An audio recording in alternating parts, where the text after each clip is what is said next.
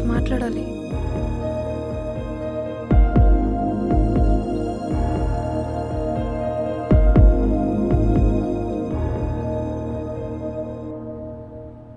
జై, ఇక్కడ ఉన్నావేంటి?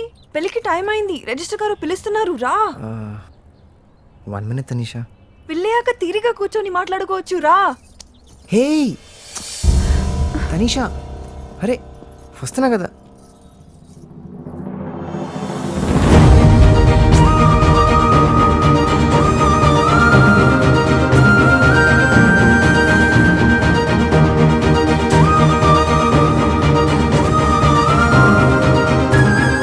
ఒక్క నిమిషం జై.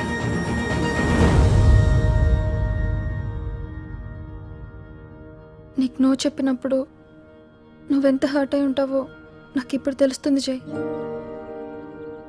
ఆ రోజు నువ్వు నవ్వుతూ నన్ను నా డ్రీమ్స్ వైపు వెళ్ళమన్నప్పుడు నిన్ను ఎలా ఊహించానో నువ్వు అలాగే ఉన్నందుకు ఆనందపడ్డాను.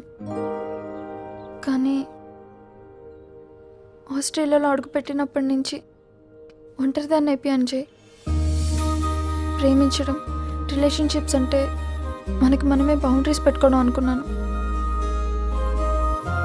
ఒకప్పుడు నేనంటే నా థాట్స్, నా డ్రీమ్స్, నా అంబిషన్స్ అని చెప్పాను. కానీ ఇప్పుడు చెప్పాలనుంది. నేనంటే నువ్వు చేయి. ఈ టైంలో ఇవన్నీ చెప్పడం తప్పే, కానీ నువ్వే చెప్పావు కదా హార్ట్ ఏం చెప్తే అదే చేయాలని.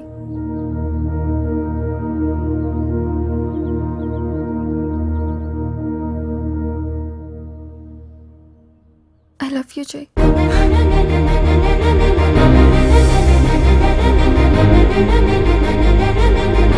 నా పరిస్థితి ఏంటి? నీ పరిస్థితా? మన పెళ్లి సంగతి. మన పెళ్ళేంటి? ఇక్కడ జరిగేది చేయి పెళ్లి కాదు మనస్విని, సిడ్ ప్రియల పెళ్లి.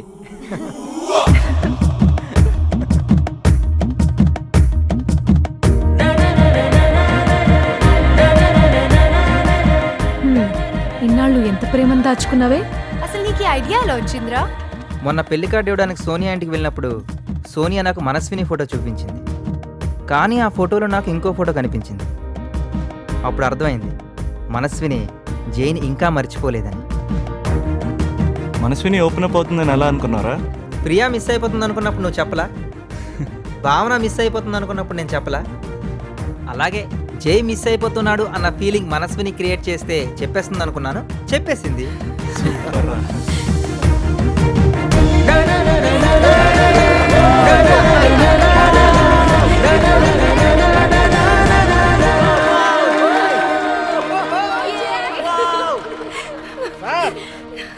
నెక్స్ట్ పెళ్లి మీదే, రండి.